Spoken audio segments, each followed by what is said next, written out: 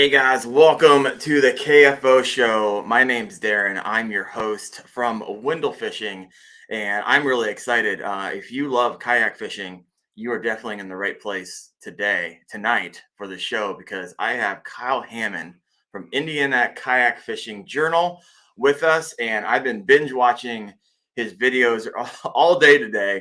And this man can catch some fish, and we're not just talking like one species. We're talking multi-species. I didn't even know there was that many types of species in Indiana. So I'm going to bring Kyle on. Where are you at? I got to find you over here. There he is, folks. Kyle, welcome to the show, man. All right, thank you. I appreciate it. Yeah. So Indiana, when someone thinks, oh, I really need to get some really good fishing in, they're not like, hey, let's pack up the bags, let's travel to Indiana. You're my neighbor. I'm Canton, Ohio. You're in Indiana, so I fish there a lot. But I would say that you would probably refute that. Yeah, Indiana, like you said, a lot of people look at it and they just completely dismiss it immediately.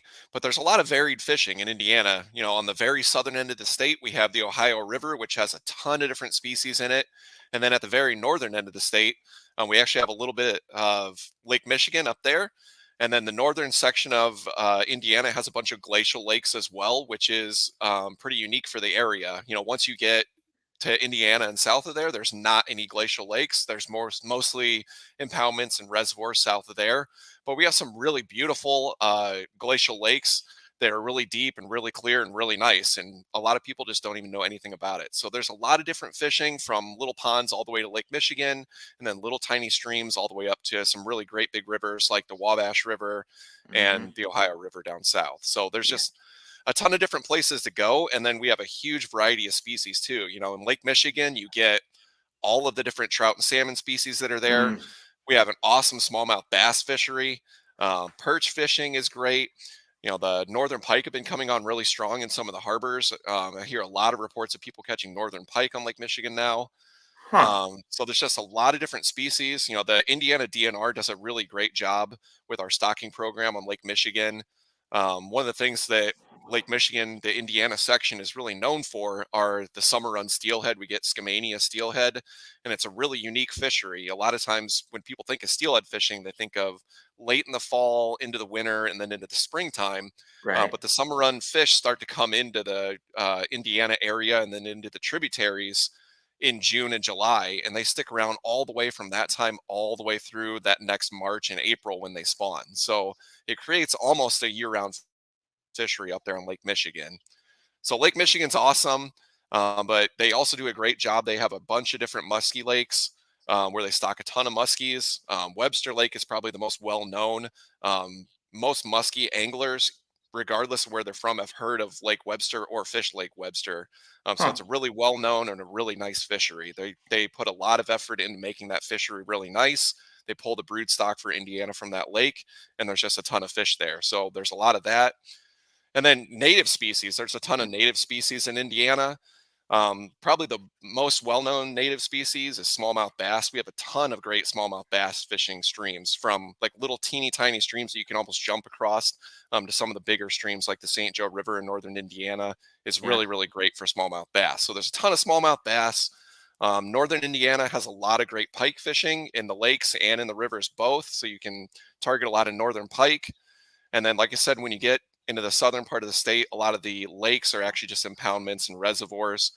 So you get a lot of the different species that are in reservoirs, from catfish to crappies. Crappies are a huge draw for a lot of those reservoirs. Mm. Largemouth bass, and then they do stock some striped bass and hybrid striped bass and walleyes and things like that in some of those reservoirs as well. So we have a ton of different species and a lot of different things to go out and target that people just don't even realize. And some of those fisheries are definitely world class. Yeah, but you're blowing my mind. You're my neighbor. I used to live in Indiana, Avon area, down by Indianapolis, Okay. Yeah. and Yep. didn't know. We just didn't know. And so you got someone who, like you, who loves the state and fishes all over the place. Out of all those places that you mentioned, what's like your favorite to go to and why? And honestly, some of the things that I like the best are northern pike fishing in some of the rivers up in the northern part of the state. Um, one, the fish can get pretty big. I've caught several like upper 30s inch fish, 37, 38, 39 inches out of some of these teeny tiny little rivers. And then they don't get a lot of pressure. So it's usually a lot of fun. The fish are really willing and you get to see them do a lot of crazy things, chasing down lures and trying to catch lures that you just don't see when you go to like pressured waters, fish that have been educated by anglers already. So some of those really small streams where you can catch some of those northern pike is always a lot of fun. And then a lot of times when you're targeting those northern pike, that's when you can catch some of the really big, nice smallmouth that are in some of those streams as well, because they'll go Mm, after some of those bigger baits that you use to target those northern pike. right. Well, I noticed on your channel, I usually stalk people before I have them on the show. You Sure. started your YouTube channel like early, like Yeah. 2014. And to be Yeah. honest with you, your sub count, in my opinion, is not commensurate with the content that you've put out there. So I'm not sure what happened. It's a big bummer I, because I you, mean, honestly, like if I had to kind of talk about that, I started doing this 8 years ago and I had no idea that I would even get as big as I am right now. My sub count is just over 2,000 subscribers now. But really, honestly, for the first couple of years, I really didn't know much about it. Really, wasn't that good at editing videos and putting together like good quality, like complete videos front to back. So I think that has a lot to do with it. And then, I mean, it's just been a slow, steady climb as far as subscriber count. It's picked up here a little bit recently, but I don't really mind. Like I said, I don't advertise the channel a lot. I don't like kind of beg for subscribers like a lot of people do on their videos. I just like the organic growth. I want people that like what I'm doing and want to just come back and watch what I'm doing naturally instead of just like having a huge subscriber count and then just not having a lot of views like some channels. So no, I hear you. So I'm curious, why'd you start it? why did I start? Yeah, I mean, honestly, it was just kind of like a novelty for me. Like it was one of those things where when you're out fishing, a lot of times there's just always these crazy things that happen that nobody would ever really believe if you didn't have it on film. You tell right, them these stories, and it's always like, oh, that's just a fish story. You're like, who knows if that's even true or not? You just see fish do crazy things. You see these really cool like wildlife things happen, or sometimes like you do something stupid, like you fall out of your boat, and it's really fun to have like a clip of that, or something that you can show people instead of just being able to tell them about it. So really, when I started getting into fishing for a lot of these different species, it was really cool just to have like video of that so people can actually see what that's like. I can show my friends and my family what it was actually like to be out there and catch some of those species. And then it just kind of evolved from there. Like I said, just fishing for more species, trying to get better at editing, trying to get better at like putting together full videos, things that are entertaining people and getting people wanting to come back and watch over and over again. right. So I noticed it made me laugh when you popped on because your background is nearly the same as the video I saw from Yep, three got my years kayaks ago. back here. I was like going back into the future there. Now I watched a bunch of your videos today. I noticed. Are you sponsored by Old Town? How's that work? Because Yeah, I see I'm it actually here. just yeah, I'm on the Old Town promotional staff. Yeah. And what that means is basically what I'm trying to do is just generate content, pictures and videos and stories and blog posts and things for Old Town. And in exchange for that, they give me discounts on, obviously boats and then some of their other merchandise and things. And then we get like a few freebies every year, like they'll send me like a sweatshirt that has Old Town on it or, something like that. So it's not like a huge commitment. It's not like really, really serious, but I really enjoy being a part of that Old Town family. Everybody's really friendly, really helpful. We try to get together and fish when we can. Anybody that's on like the Old Town Pro staff. So it's just a lot of fun. But like I said, that's the only sponsor I have. And honestly, I'm not really looking for any more sponsors. If somebody like came along and wanted to sponsor the channel, I would love that. But at the Right. same time, I'm not really searching out too many things. I don't want to take it too seriously and get too in depth with like a bunch of sponsors or anything like that. Right. So this is a fun on the side thing. What do you do for work? What I do for a living is I actually Yeah. work for Edie's Grand Ice Cream. So we Oh, make the Edie's ice cream cartons, and then we also make drumstick cones for Nestle. That's probably the biggest part of our business. We make all the drumstick cones for like the East Coast. We oh, right actually on. have some of the biggest and best high-speed cone lines that make ice cream cones in the entire nation. right here in Fort Wayne, Indiana. So what I actually do for the company is I'm the production scheduler and materials planner. So I lay out like what flavors we're going to run, what order we're going to run them in, how much of each one we're going to run. And then once I have a schedule built out, then I order like the dairy, the raw materials, the stuff like that to then meet that production schedule and then make the ice cream in the end. Right on. I think the best question today from those listening in is, how do you stay so thin, so thin working for an ice cream How do I company? say something? So, I've actually been working for Edie's Ice Cream for 10 years now. And actually, when I did start, I ate enough ice cream that I gained 20 pounds in the first year that I actually worked there. Jeez. Since then, I've slowed down eating ice cream. Not that I don't enjoy our ice cream. I really like our ice cream. I'd highly recommend any of our ice cream flavors and the drumsticks to anybody. But just trying not to eat quite as much of it. And then honestly, just staying active and going out and fishing when I can, taking time out of work to go do active things and just trying to work off some of that ice cream as I eat it. But yeah, we always have ice cream available. There's always something that we can eat I'd be in trouble. basically all the time if we want it. Yeah. Yeah. Oh man, I got another question here. I wanted to know, Sure. when you were rolling in 2014, starting your channel, True Grit Mhm. Outdoors, what video equipment did you start with? And might as well share what yak were you rolling in back then? Yeah, so actually, you can see the kayak up here behind me. This is actually a Predator, an Old Town Predator MX. That was the first kayak that I was filming out of when I started the YouTube channel. I did have a kayak prior to that. It was actually just like a cheap sit inside $300 Future Beach kayak. I started in that kayak and I fished for that kayak for actually about 5 years to start with before I got an Old Town kayak. Hmm. Um, so like I said, I started filming in that Predator MX, and then the camera that I had to start with was a GoPro Hero 3, I believe. Ooh, oh yeah, And they're up OG. to 11 or 12 now, I don't know. But yeah, the biggest drawback to the Hero 3, honestly, was just the audio. The audio was really bad because the camera itself wasn't in a waterproof container of any kind. Mm, So you always had to have it like in that waterproof container, and that always just destroyed the audio. So um, with videos you couldn't really have good audio, so a lot of times I tried to like splice in music over the top of that and I just never really enjoyed it. So when I upgraded from the Hero 3, I actually went all the way from a Hero 3 to a Hero 8, and now that I film with that Hero 8, I love it. It's not top of the line anymore, but it's a right. really, really good camera. It has great picture quality, and then it doesn't have to have like an outer case around it to be Yep. waterproof. So you get really pretty good audio. I mean, the audio is not great because obviously it's a little tiny mic built into the camera, Yeah. but the audio is way, way better. So, Yeah. like I said, I started with a Hero 3, and then from there, like I said, I have a Hero or two Hero 8s now that I use to film. I put one usually on the front of my kayak, and then I usually wear one on my head. Well, there you go. I've tried the head mounts before. I can't do it. I run 2.7 blacks, Yeah, one over the shoulder, and once again, they're waterproof. The mic's good yeah. enough.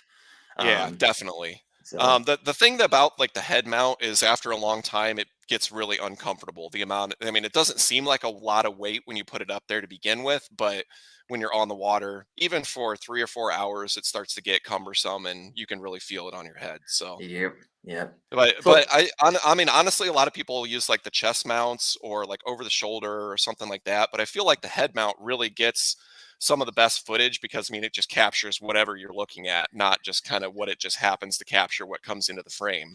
You can look yeah, at whatever you really want to try to capture. So, I mean, even though it's uncomfortable, I always like that just because I feel like it gets some really good footage. I might have to try it out. I have a chest mount and I run an extension that's probably 4 or 5 inches, so it is a little bit higher. But like you Yeah. said, I'm looking The over thing about here. the This chest mounts is like when I watch YouTube videos when people are fishing and they have the chest mount is their hands are like always like in the way. You always like get great shots of like somebody's arm or like their reel or their rod, and it's just like, all right, well, like, I can't actually even see the fish because all I'm seeing is your arm or the rod or the reel or whatever. So like I said, I feel like just having it right there on your head is such a great vantage point. Usually your head's a pretty stable part of your body too, so you don't get like a lot of shaking and movement as much. Yeah, makes sense. All right, so let's hop into some meat here. Um, Sure. Yeah. let's hop into some fishing. I watched a video of yours, and you're fishing for spotted gar. Yeah, Those things are awesome, by the way. And you yeah. missed the state record by Mhm. ounces. Tell me that story. How do you fish for them? How do you target them?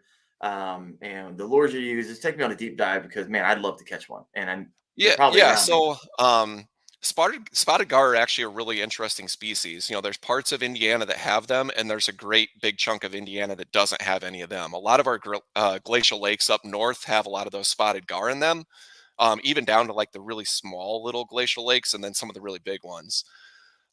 They're kind of a tough species to catch, honestly, because their mouth is 100% bone. I mean, the mouth is all bone, and then they have just rows after rows of teeth in there.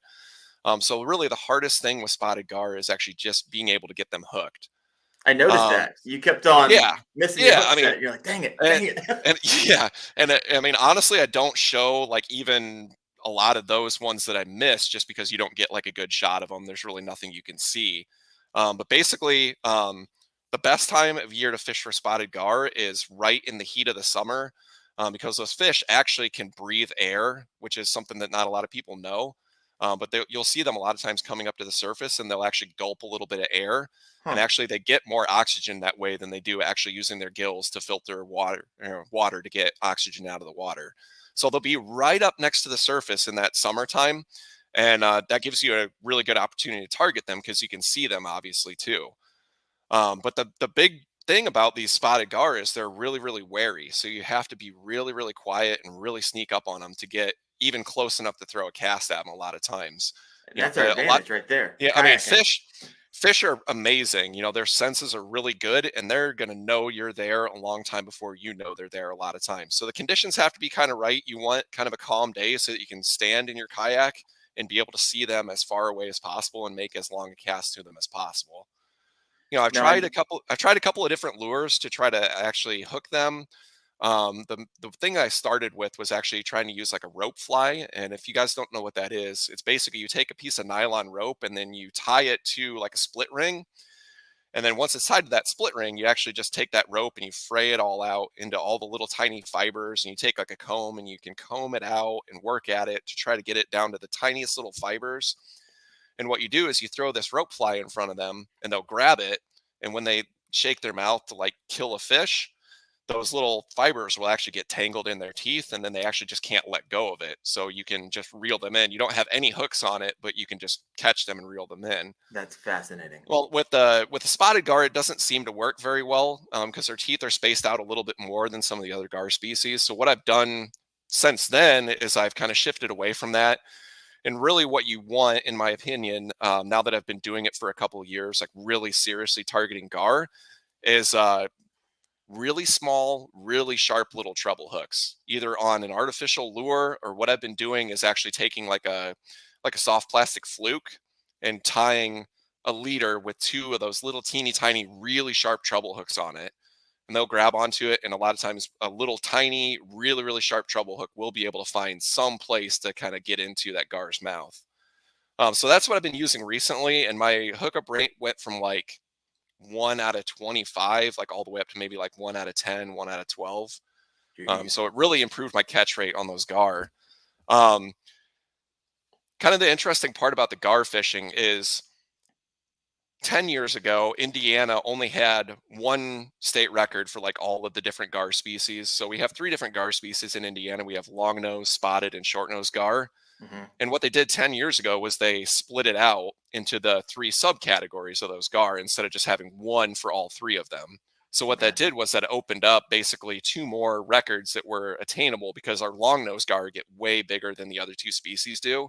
So that record used to always be dominated by long nose gar, and you had no chance catching the other two to even come close to that record. So Like, they split it out. So there was short nose and spotted gar. And when they did that, it, like I said, it opened up those records. So now like the spotted gar record has been broken like 6 or 8 times in the last 10 years. And the short nose gar record was actually set like 10 years ago. And actually last year I broke that record. So I do have like the record short nose gar for Indiana right now. hey, congrats, man. Thanks. That's awesome. Yeah. Well, what was funny about it is, like I said, when they split it out, they opened it up and somebody submitted one, and it was like a really tiny, like a 1 pound gar. So it was a really small one. So like looking through the record books, like, you know what? I could beat that really I easily. could beat that. Yeah, I right. could go out and catch any short nosed gar and take that record like right away if I wanted to. So I actually went out, and the very first time I tried for a short nosed gar, I caught that record fish and turned it in, and I have the record fish right now. Do you have like a? You still hold it? Yeah, as of right now, I I do. love it. I have a certificate that says I'm the state record holder, and I have the fish actually on my wall in my fishing room in the house here. I don't talk to many people who have state record fish. So here I always give out the thug life every time I hit something pretty awesome. Well, So it was kind of like there you go, man. All right, that's it enough was kind fun. of one of those things. Like I said, they opened it up, and for some reason, not a lot of people target gar anyway, so nobody really like cares about those records. But I think they're a really neat fish, and they're worthy of a lot more respect and a lot more people targeting them than what really do. And you can kind of see that too on my YouTube channel. The views for the any of my gar videos are just like non-existent, basically, compared to my other videos. People want to watch videos of smallmouth bass or crappies or largemouth bass or some of those more popular species. Like nobody really cares about gar. So, I mean, it definitely mirrors like the attitude about those state records too. Right. But so back to your original question, you were talking about spotted gar and being really close to that state record. So um, I caught two fish this summer that were basically either right at the state record or actually maybe a little bit bigger. I was just weighing them on a hand scale, like in my kayak.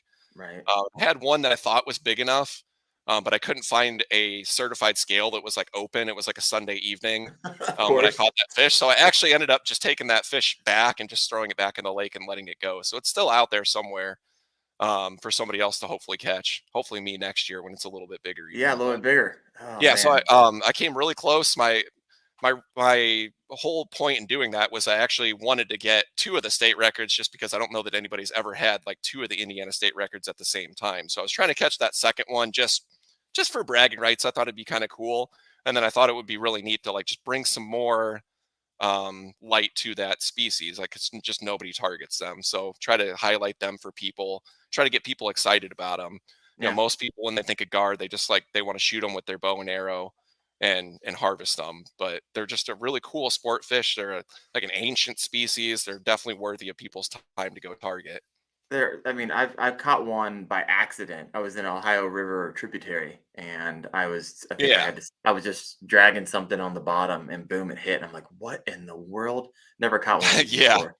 Yeah, But I that's how loved most it. people catch yeah, that's how most people catch their gar is they do it by accident. And they don't know what they really have until they get it in. And like, what in the world is What in the this? And what do I world? do with it now that I have Yeah. it? And their body is just like absolutely hard as nails. I mean, it's just rock hard. And they have these big diagonal scales that can cut your hands when you're trying to hold on to them. And they just have all these teeth. They're just this really cool, just badass fish. They're just an awesome fish. I I saw you trying to keep a hold of one. Just powerful. Oh, they're straight muscle from their head all the way to their tail. So they are extremely hard to hold on to. Really, I think like you just need to hold on to them like by the beak and then just like get them underneath maybe to hold on to them. But I was trying to be nice to them so I can let them go and not really beat them up too bad. But yeah, they're straight muscle. You cannot hold on to those things if you tried. So when I was watching you fish for them, when you target them, it looked like you were pulling them out from the pads and shallows, not pads, pulling out from like a mat. Is that what you were doing? Or did I read that right? No, I mean, honestly, it just depends. Sometimes they're like in the weeds, like thick into the weeds. But a lot of times when they're out, like in the evening, you'll just see them out in the middle of the lake, like just right under the surface, but over 40 or 50 feet of water sometimes. They're just like, it's totally random, just wherever they want to be. They're this far under the surface and you can see them, you can find them, and you can catch them. It doesn't have anything to do with them being right in the weeds at all. They could be All almost right. anywhere.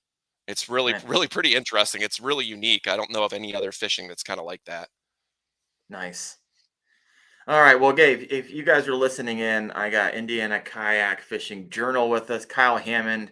And if you got a question for him, go and throw that in the comments. I'll go ahead and bring it over. I see a bunch of conversation taking place, but they're not questions yet. My wife is actually oh, from Indiana. She's a born and raised Hoosier. I see her and Fishing with Gramps going back and forth My wife actually made see a sign right here. She's a woodworker, so she made that for Awesome. me. It's all out of wood, but the lights on behind it, so it's pretty rad. So I think some people are talking about that. But um, another question for you: walk me through your kayak, your setup, and geek out. Like, what are you fishing now? What do you have? What do you love about it? And if you could change anything, and like if you were Old Town, what would be some potential upgrades you would like to see in kayaks in the future years? Sure. Okay. Like I said, actually, the two kayaks that I fish out of almost 100% of the time are right here behind me. I have a Old Town Predator MX up top, and then I have an Old Town Predator PDL right here behind me. Okay. I've Um, seen you pedaling around that guy. yeah, for the most part, I use the PDL, but there's a lot of times where like I'm in shallow water or in some of these really skinny rivers where this Predator MX is just perfect for that situation. So a lot of times I'll use it when I know I'm going to be in really shallow water. The vast majority of the time, though, I really prefer this Old Town Predator PDL. Um, when I started kayak fishing, I mean, I never thought I would be as far into it right now as what I am. You know, I always just assumed I would just be doing some of the things that I always had been doing when I was younger. You know, fishing for panfish and maybe some largemouth bass, smallmouth bass, that kind of thing. Hmm. But getting some of these different kayaks has really opened up a lot of different avenues for me, a lot of different things that I can go and target. You know, I feel perfectly comfortable with this Predator PDL, being out on Lake Michigan, even in some pretty good sized waves. So, like I said, the big motivation to get into kayak fishing was really just to open up more opportunities. You know, there's only so much you can do from the bank for a lot of different species.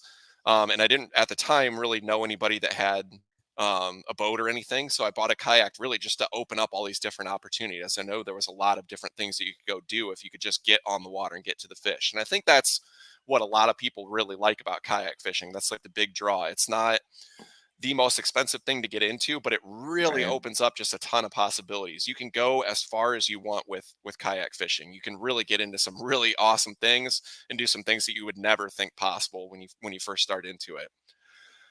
So that being said, you know, I started off with a like I said, the Old Town or the Future Beach 103 is what I had. So I had like a 10-foot Future Beach kayak, a paddle kayak, and that's what this Predator MX is just a straight paddle kayak.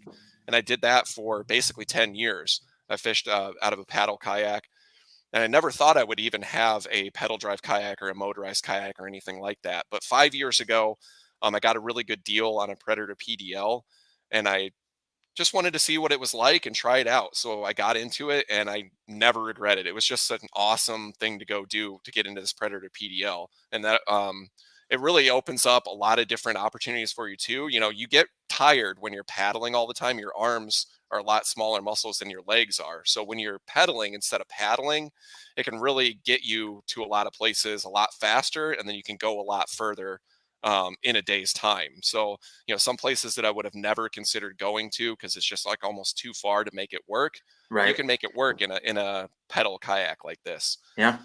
I, So I'm this, with you. I skipped my paddle kayak. I went straight to pedal kayak. yeah, Just took a deep and dive on it all, and it's like, all right, my first kayak's gonna be yeah. I a mean, pedal one. honestly, you know, talking about it and like doing, if I could do it all over again, like if I knew what I knew now. 15 years ago when I started kayak fishing, I would have probably just gone straight to some kind of pedal driven kayak. Hmm. The nice thing about this kayak is you can actually, I got to go the other way.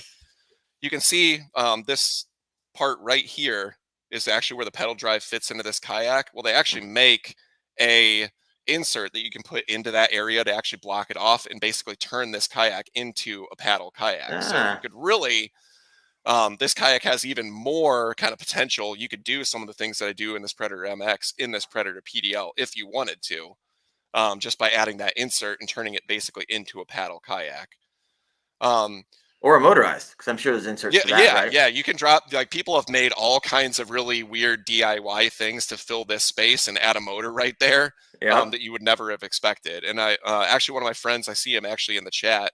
Um, he Which has a one? Who is motorized old he? Phil Kosmala. I saw All him on right. there. But like I said he basically he has a what would be a paddle Old Town kayak, and he actually has a motor on the back of it, and he uses that instead, and it works actually really well for him. Nice. Well, I But have okay, so no, go keep going. Go. So as far as setup goes, I mean, honestly, when I fish, I like to keep things as simple as possible. So I don't have a ton of mods or anything on this kayak, not what you would expect to find with somebody that fishes as much as I do for my kayak.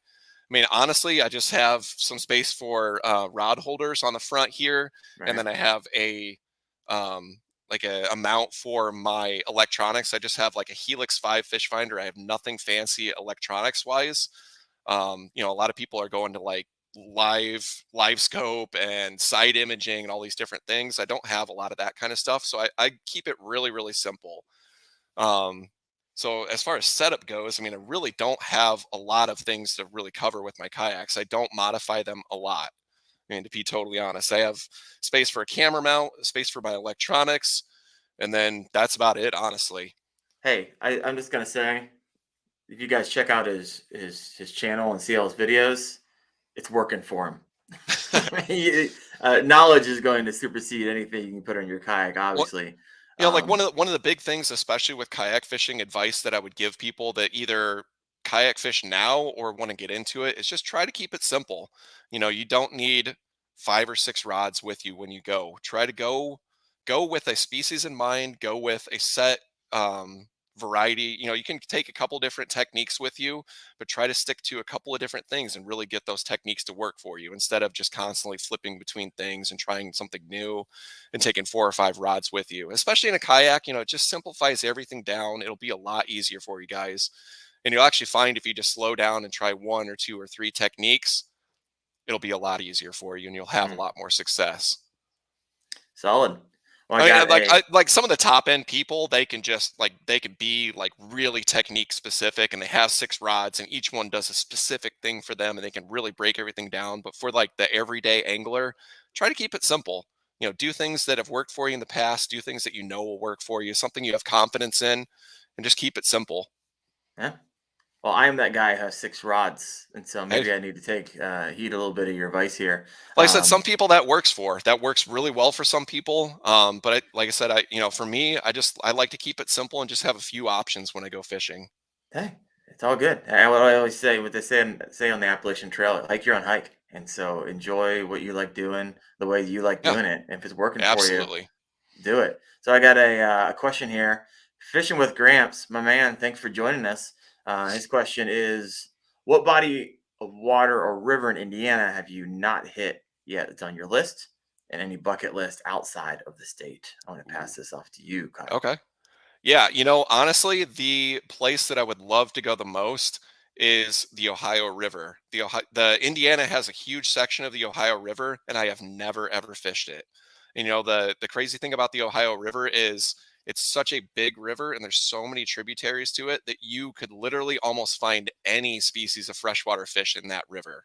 You could target panfish, any kind of panfish, bluegills, crappies. You could get into largemouth, smallmouth, spotted bass, northern pike, muskies, white bass, hybrid stripers, wipers, striped bass. I mean, all these different species, walleyes, saugers, saugeyes, and there's just so much opportunity down there. But I'm in the very northern part of Indiana. So really to get to the Ohio River, it's 3.5 hours at the minimum to get to a lot of those sections. So Okay. I've never been there, but I would love to take a week off sometime and just go down to southern Indiana and fish for some of those species in the Ohio River. That is definitely the number one place in Indiana that I have never fished that I would love to fish. All Um, right. from from a like where would I just want to go and fish perspective, I think that the one of the number one things on my list of places that I could go would probably be somewhere out west. I don't have anywhere in particular in mind. There's another YouTuber. It's called Spilled Milk Productions, and Oh yeah, I've seen this stuff. what he specializes in is actually fishing for kokanee salmon on some of these Hmm. reservoirs out west. And that just looks like so much fun. That looks like a really neat fishery, something that's really, really cool and something really unique to more of like that West Coast area. I think that would be something really, really neat to go do as kind of like a bucket list trip, go out and target kokanee salmon. Do you like keep track of all the multi-species? Do you have like a goal to catch so many, or have like a bucket list of all these fish? Here, hold on a second. Oh, I think the answer is yes. I love it. Okay, so I actually have a list right here. Picked out a book. I don't know. Oh, I can see it. Oh, come on now. All So right. I actually have a list of all the different species that I've caught and put on the channel, like all the different game fish species. And then I also have a list of like ones that I want to get on the channel, different species that I want to go out and target and try to catch. This year I got a couple of different ones off my list. The big one was I had never caught a king salmon for my kayak. Oh, so you're in And Lake Michigan. yeah, Lake Michigan is obviously the closest and probably most well-known place to try to get a king out of your kayak. And I actually did manage to do that this fall for the first time. I caught 2 kings back in September. So, like I said, I do have a list of like all the different species. According to this, I'm up to 30 different game fish species like on the channel. So you can go to my YouTube channel and see 30 different species of freshwater fish from Indiana on the channel. And then there's like 6 more on here that I'd like to try to get over the course of the next couple of years. What are they The ones that are on here, that you haven't striped got yet? bass. So like Okay. actual striped bass. Indiana does have a few reservoirs where they stock striped bass. They're obviously not native to this area. They're native to the East Coast of the United States. But they do have some really good fisheries, and there's some really good fish, like over 20 pounds, available in some of these reservoirs for striped bass. So that's something I'd like to go do. It's just something that I haven't carved out time yet to go do. And then some odd species, like pickerels. Okay. Pickerel is kind of like a northern pike, but just smaller. And I've never really targeted them, but some of our lakes do have some of these pickerel species in there. So I'd like to try targeting some of those. Even though like nobody really fishes for them, I just think it's really cool to like just go target new things and always try Right. something new and try to figure out how to get on some of these different bites. Also, one of the things that we don't have in northern Indiana is spotted bass. Like I don't have any spotted bass that I've ever caught. All So it'd right. be cool to go like, and that one would be relatively easy too. I just have to go to the lower half of Indiana to try to find some spotted bass. Those are some of the ones that I have on the list that I'd like to try to get checked off here in the next year or two. Yeah. So I'm going to ask a question here in a second, but this is a question for our listeners. Yeah. Um, I want to, if you have a fish that you want to take a deep dive on, whether it's northerns or muskies or whatever, go ahead and throw that in the comment section. We'll circle back in a second after I hear an overwhelming response, and we'll have Kyle kind of take a deep dive, show you how he catches them. Hopefully, maybe something you'll be able to do. Well, we're kind of frozen chosen right now, but maybe here in the spring or maybe even right now. But I'm curious, what are you targeting right The now? Pokemon approach. Somebody says the Pokemon approach. Got to catch them all. Sure. That's how I roll. I like to try to get all the different species. It's kind of fun. Love it. So, are you targeting anything right now? Yeah. The big things that I'm targeting right now, we have a couple of reservoirs. We're really lucky. We actually have 3 reservoirs, like one after another, 3 in a row, going down the Wabash River. There's one called Roush Lake, there's one called Salamone Lake, and then there's one called Mississinawa Lake. And one of the big things to target in those lakes is crappies, black crappies and white crappies. Mm, That bite really comes on. What they do with these reservoirs is they use these 3 reservoirs to regulate the flow in the Wabash River. So they try to keep downstream areas from flooding by holding back water. And then when it gets to like drier times of the year, then they let some of that water out. And then over the summer, they bring them up to what they call summer pool. And then you can, boat on them, swim in them, that kind of thing. And then when they get to wintertime again, they actually drain them back out to add capacity so that when you get rain and snow, those reservoirs can then fill back up and have enough capacity to hold back water again. So they use them to control, like I said, all the flow in the upper Wabash. And what they do is October 1st, they start drawing those reservoirs down. hmm So between the water level all of a sudden starting to drop and then the weather obviously turning colder as we get further into fall, it really gets the shad feeding and it gets the shad to come up shallow. And then all the species in these reservoirs are chasing those shad all the time. So including those crappies. Those crappies come in after the shad. So they come up really shallow.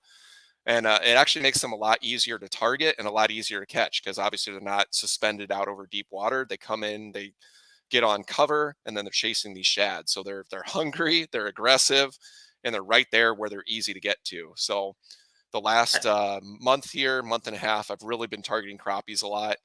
I think they're just a lot of fun to catch. I mean, I've caught a ton of different species at this point. You know, nearly everything there is in Indiana to catch, other than a few things I still have on my list there. But there's something special about fishing with like a little bobber and a little jig, and just watching that bobber drop and then swim away from you before you get to set the hook on a crappie. That's always so much fun. So I always look forward to it every year. It was one of the species that actually my dad started me fishing on when I was a little kid, was crappies. So like I All always right. have like some sentimental value there too. And then I always try to get my dad out to fish a couple of times in the fall for crappies too. He makes So some they're cameos in your videos. I saw him. yeah. They're picking Yeah, up some fish, I and your try to get wife, right? Is yeah, that what I saw? I try to get a lot of friends and family out fishing while I can. You know, I take my dad quite a bit. I take my father-in-law quite a bit. My wife goes a ton. She loves to fish whenever she can get out and get after some fish. So, And when I like I come said, to Indiana, you're gonna take me out a bit because absolutely, I need yeah, some of these anytime. fish that we're talking about. Oh man, I love it. So when I was watching, I think I was watching some of your copy because it was the most recent Yeah, videos, hmm and yeah, you were targeting looks like some standing timber, hmm and that's where you're yeah, picking them off at. What were yeah. you So, using? Was it live bait? Did I see a live minnow? so yeah. Hold on, just a second. Yeah, we got a second. I want to go look at these comments real fast. All right. I actually have some of my stuff right here, so you can actually see what I was using. You can see Oh, there you it's go. just All right. yeah, it's just a little jig head with a little soft plastic body on it. There's a milli different variations of this stuff that you can use, and they'll all work this time of year. Anything that's kind of like that 2 inch long and kind of looks like a minnow will catch Mm-hmm. crappies this time of year. And you just you can play around with color, you can, but just stick to that like 2 inch size range, and you'll catch a lot of fish. Right on. But yeah, so like I said, you're targeting those fish are up shallow, just looking for shad. They're just chasing all these shad around constantly. So anywhere that you find shad, and a lot of times around cover, that's where you're going to find them. So like you said, that standing timber, a lot of these reservoirs were impounded 60 years ago at this point in the 1960s. Mm-hmm. So there's still a lot of that original wood that used to be in that old river channel that got flooded and killed that is still in there. So there's tons of different laydowns, there's tons of different stick ups, there's tons of standing timber that's still out there in all these reservoirs.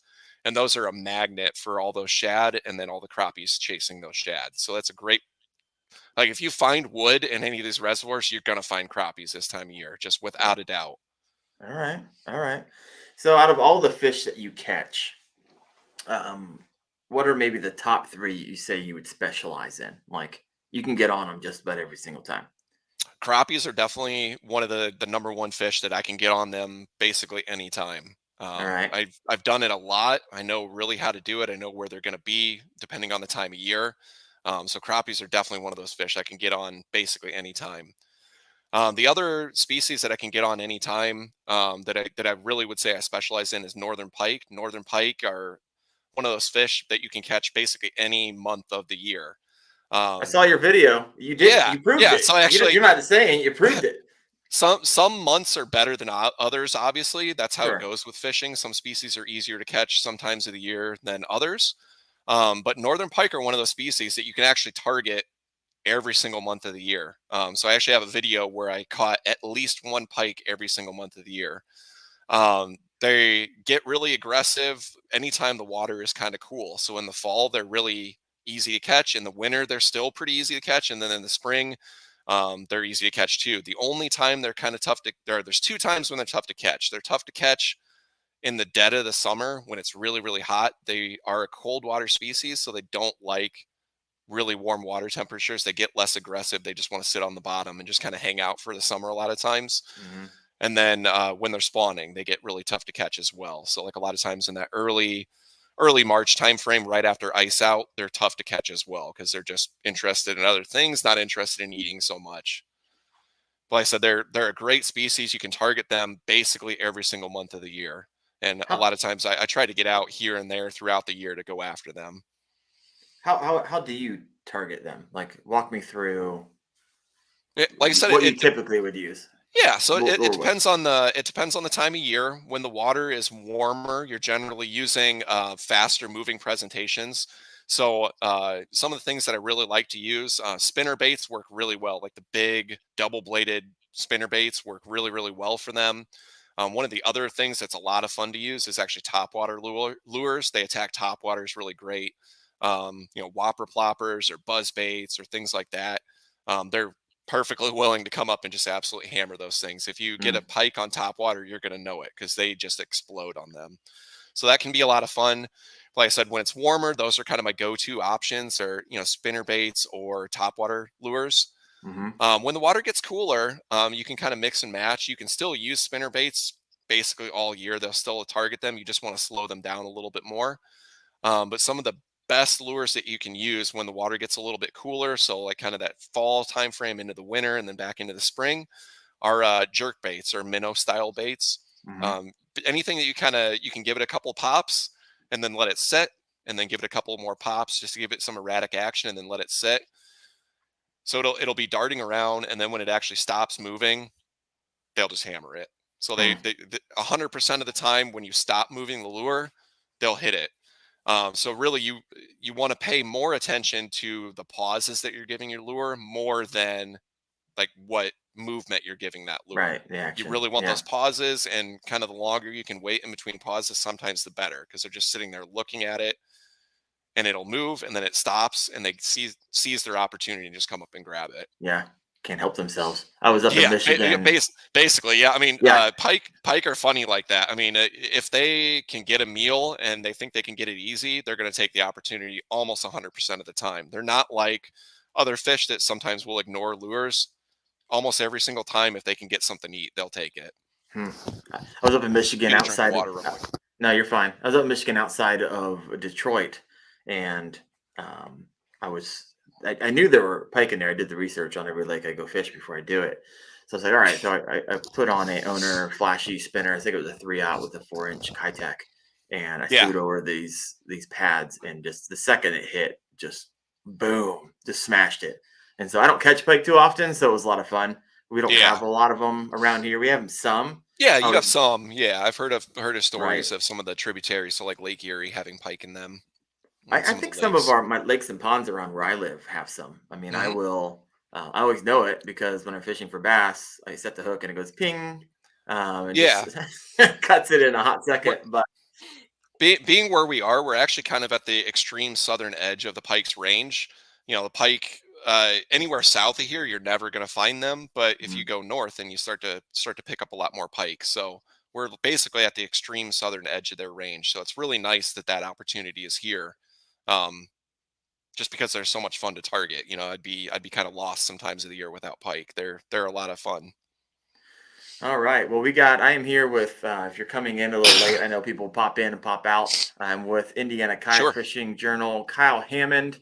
If you haven't yet, go check out his YouTube channel, and I will ask you to sub because you've heard his stuff and he knows what he's talking about. So go do that. But right now, I'm going to switch it over to the lightning round. So Kyle, I'm going to ask you 5 questions, and I want one-word answers, and then Okay. we'll go around to some of them. All right, you ready? Sounds good. Sure. How many times a week do you fish? One time. 1 time a week. All right. Uh, Yeah. if you could only fish with one lure the rest of your life, what would it be? Honestly, a jig head and a twister tail. All right, right on. Simple gets it done every time. This might be hard for you. If you had to target one species for the rest of your life, what is it? I haven't talked about them much, but smallmouth bass, All right. Well, we'll pound for circle around. pound, great fighting fish. Yeah, they're a lot of fun. All right. Number 4, favorite YouTube channel out there. Today's angler, Today's they're angler. they're Okay. a musky fishing channel, but yeah, they're a lot of fun to watch. I like watching their channel. Right on. And at number 5, largest fish cross species that you ever caught. Uh, you know what? I don't know the answer to that. I think that probably one of the king salmon I've caught on Lake Michigan was probably the biggest, 25 pounds. Oh, all right. That's upper. I Yeah. mean, I know they can get up to like 30, 32, right? Yeah, I would say like a top end fish a lot of times would be about 30 pounds. They Yeah. do get bigger than that. Like the Michigan state record was just broken last year. So they get a lot bigger, but most of the time you're not going to catch them too much bigger than that. Hmm. My uncle has he goes out. He has a boat and he goes king salmon fishing on Lake Michigan all the Yeah. time. It takes me. Yeah. I absolutely love it. There's nothing like the sound of that rip and the fight of a 25 pounder off your kayak. Oh That would yeah. have been an Like I absolute said, yeah, blast. it doesn't get any better than that. Like I said, some of those species are just so cool. I mean, Oh, honestly, yeah, thinking back on it, I don't know that I've really caught anything bigger than that. Um, yeah, I don't think so. That's how probably the far did it biggest thing I've run? caught. And how long do you think you'd bring it in? Yeah, so I caught it on actually lead core line. I don't know if you know what lead core is. It's basically braided line that has a thin strip of lead on the inside of the line, and To then make it every sink 10 into every this. 10 yards has a different color. So there's um you can kind of meter it out. So you can let out more line to try to get deeper in the water column or less Mhm, obviously to stay higher in the water column. And I caught that fish on a 10 color lead core, which gets down probably about 40 feet in the mhm. water column. And that fish, when it hit, took like 150 feet of line immediately. And then I was reeling it in and I got it almost all the way in. Basically, I had like 9 of the 10 colors back in. And I thought it was going to have him licked at that point. He turned around and went the other way and he took all of them back out again. So, I mean, I don't know exactly how far that is, but it's a long, long ways. Jeez. I had that fish on for probably 30 minutes before I got Yeah. him landed. Ugh, Yeah, I mean, it takes a long, I mean, those fish are just full of energy. It takes a long time to land them, especially in some of that colder water, like on Lake Michigan in the spring. yeah. Speaking of, I just booked Shy City Yacker, and Oh he yeah, yep. just does it. I actually He's just coming. fished with him in September. Oh, you did? All right. Got Hmm. him on the show coming up here in a Awesome. few weeks. Yeah, So, yeah. is He's a that who good you? guy. I would recommend him definitely. No, right on. I like it. I like it a lot. All right, so let's circle back. I fish smallmouth bass, but I don't do it for my kayak. I just do it Sure. river wading in Pennsylvania. Hmm. But said it's your favorite. Let's spend a little bit of time there. Walk me Okay. through kind of how you do it from a kayak, where they're at in the state where you're at. I'm just really curious about. Yeah, some of the places that have really good smallmouth bass in the area around Fort Wayne are a lot of the smaller little creeks. So that's where I'm using this Predator MX kayak to get at Mm, some of those fish. Really, you just need to find a place where you can launch. Usually either public access sites or like bridge crossings, somewhere you can get on the water, and then you just want to kind of sneak around and find the deeper holes in some of these small tributaries to some of the bigger rivers that we've got. And then some of these small tributaries don't look like much. Like it would be something that you would just drive over in your car and really not even give a second glance at. You would just drive over it and forget about it. But some of those places have some of the best smallmouth bass fishing in them. I don't think a lot of people think about it. I don't think a lot of people try them. right, And that's where some of the best fishing's at. Some of these smaller creeks, Indiana doesn't have the best track record with like taking care of their streams to try what to do you keep them mean? from. Well, a lot of the streams in the area have been dredged and straightened over the years. So instead of like the natural kind of curves of a normal river, they're a lot of times dead straight. They put like big berms on both sides of them to keep them from flooding, to keep them from flooding out into farm fields and things. Not a lot But of places to hide for yeah, a smallmouth and live. some of those streams actually have some of the best smallmouth bass fishing. You wouldn't think that they would. You would think that like a more natural setting would have more of those fish in it. Right. But sometimes that's just not the case. Some of these places with these big berms, they have a lot of weeds and things along the sides. So those fish get a lot of like bugs that happen into the water, a lot of frogs. I actually caught a smallmouth bass once on a topwater that had a mouse halfway down its throat, and it had its like the mouse's tail sticking out of the You mouth. got on video? Uh, yes, actually, I think I do. I don't That's remember awesome. exactly which video it's in, but I know that that happened. So these fish have a lot of different opportunities. Like they have a lot of crayfish in them. These little streams have a lot of Right. things that they can eat off the bottom, and then sometimes too, some of these things have gizzard shad in them too. So I mean, they just have a ton of different things to eat, and really all they need is 4 or 5 foot of water over the winter, somewhere to stay when it's cold, and they can live the rest of the year. And eat all of these things, and they have so much to eat that they grow faster and they get bigger than a lot of the other places that you would think. Wow. So like I said, I'm using this Predator MX to sneak into these little spots, and you just want to go as slow as you can and just try to sneak up to some of these little bit deeper spots that are in some of these really small tributaries. And really, you're just trying to mimic whatever they're going after during that season. So sometimes during the height of the summer, some of the best things you can use are like some of those topwater lures where Right. they're imitating either bugs or frogs or things like that that just happen into the water. When the water gets a little cooler, sometimes swim baits and jerk baits work really, really well when they're eating some of those gizzard shad and some of the other small minnows and things that are in the stream. So I said it just depends on the season, just like everything else. But some of the best success that I've ever had have been targeting those places that other people just don't even give a second glance to. If you ever drive over a little river or anything like that, and you ever think like, what, I should go fish that sometime, go do that, because honestly, that's how I found some of the best fishing that we have in the area. Is just, what, I'm gonna go try that just for the heck of it. I always thought it looked kind of good, but you never really know until you go. But honestly, some of those places are like just absolute gold. Where nobody else is fishing them. The fish are aggressive. They haven't ever seen any lures. Chopping And on sometimes they get everything. really big in there. Yeah. Right. Try to do something off the beaten path. That's one of the things that kayaks are really, really good for. Like if anybody can get their bass boat into somewhere, it's going to get fished. But if you cannot get a traditional bass boat in there or anything like that, if you can get a kayak in there, you're going to find some fish that nobody else is targeting, and you can really capitalize. That's one of the biggest advantages to kayak fishing. Right. I'm driving down the road, and every half second I see any body of water. I'm like, I'd fish that. Yeah. I stop all the time and look at stuff. I like look at my rear view mirror, make sure there's nobody behind me, and then just slow way down and take a look Yep. down both sides. Like, oh yeah, I was that looks thinking really good. I should come back I'm and fish that at some point.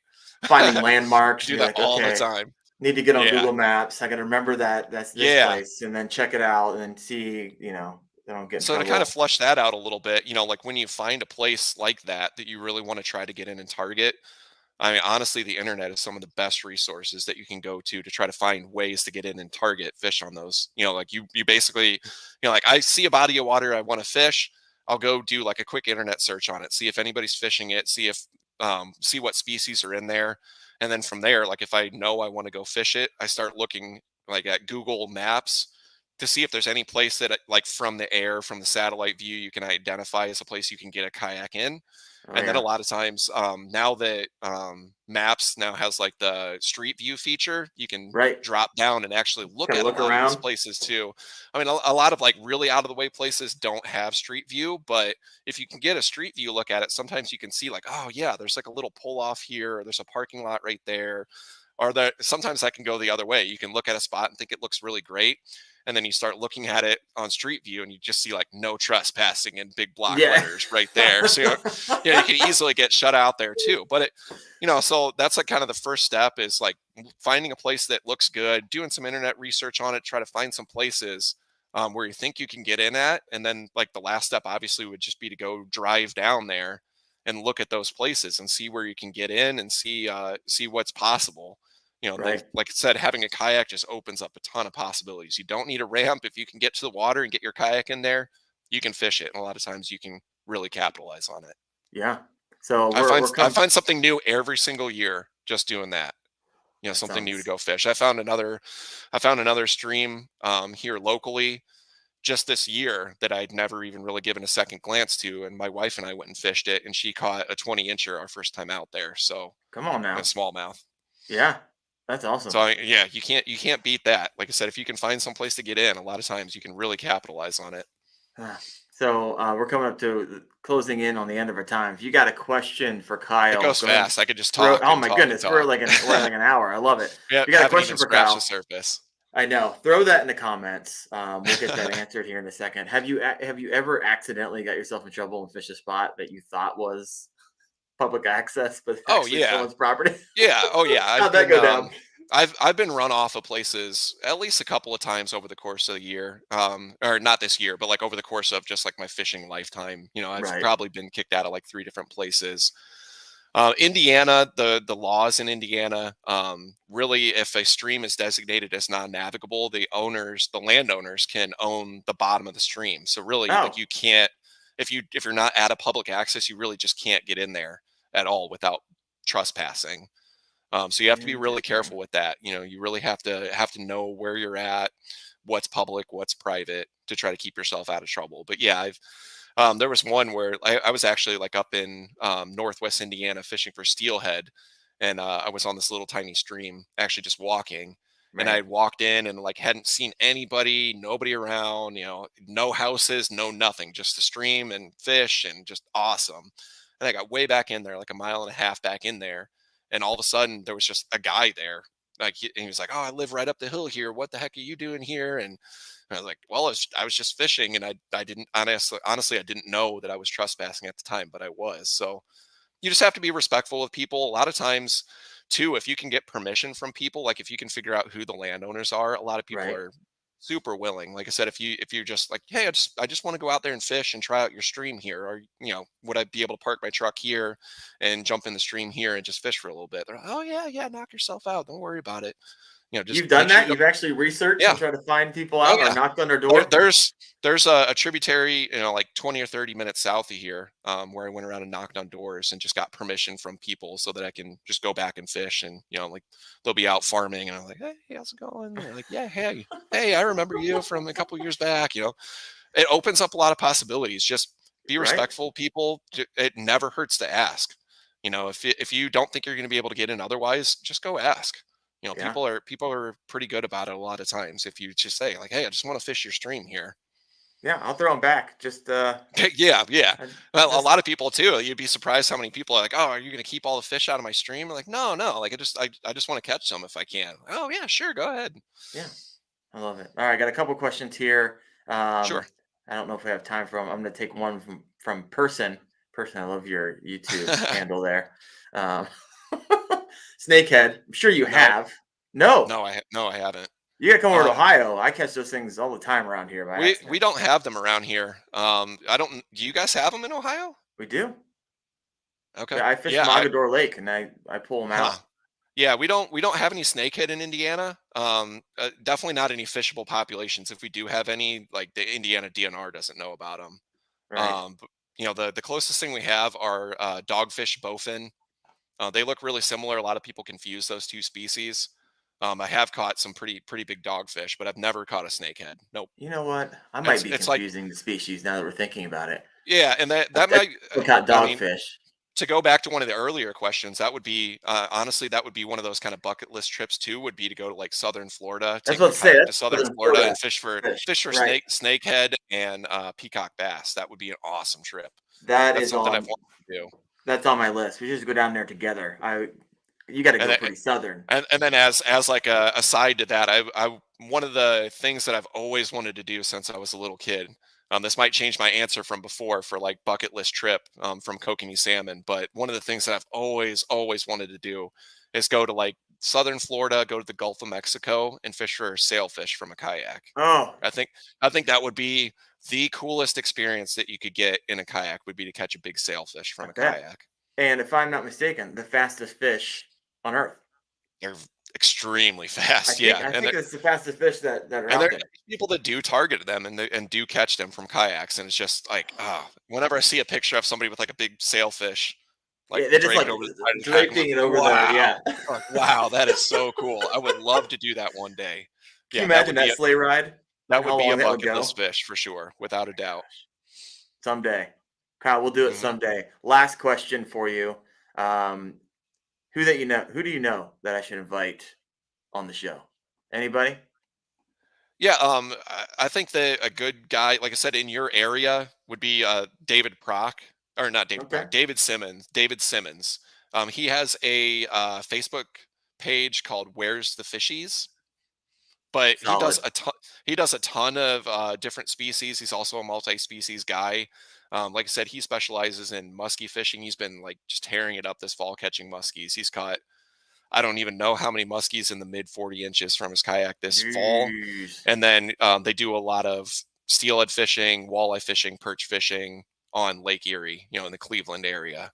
Oh Like I yeah. said, he would be a great person to have on. He very knowledgeable, and they target some really cool species over in that area. I like that. He's only an hour away. Speaking Yeah, of Lake close by. Erie, personal best, not personal best, lake record for smallmouth was just caught recently. Oh It's over yeah, I 10, saw over that. 10 Yeah, pounds. over 10 pounds. Jeez. Unbelievable. Like I said, Football. I've caught what I've thought were some really big ones, and I bet they just barely scratched 5 pounds. I Yeah. don't put a lot of stock in like weighing fish a lot of times, but I mean that fish is more than double anything I've ever caught. Gosh. That's just incredible. Oh, I Never need to seen get up anything there. like it.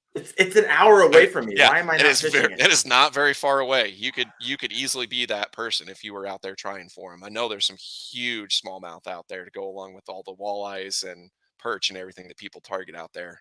I need some buddies to put me on them.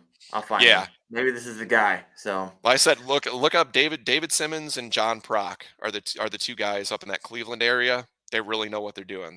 They're excellent kayak fishing guys. right on. Well, if you haven't checked it out, Indiana Kayak Fishing Journal, give this man a sub and watch some of his videos. You'll learn a ton. Hopefully, this has brought you value. Kyle, thanks for being on the show. Appreciate it. And All right. yeah, you rock, man. Appreciate it. All right. Thanks for having me. I really appreciate the opportunity. All right. Thanks for talking with me. Like I said, I could talk for 5 hours about fishing. I just love it. So No, I thank you love very it. Next much. time that I'm in Indiana, or if you ever come over to Ohio, the Canton area, we're gonna Yeah. connect. Yep. Look me up. Like I said, All right. definitely hit me up and we'll get out and we'll target something different for you. We'll find you some species that you've never caught, or at Love least it. never caught from a kayak. I want a spotted gar. Let's do it. All right. Come All do it right. next summer. June and July. All right. I'll be there.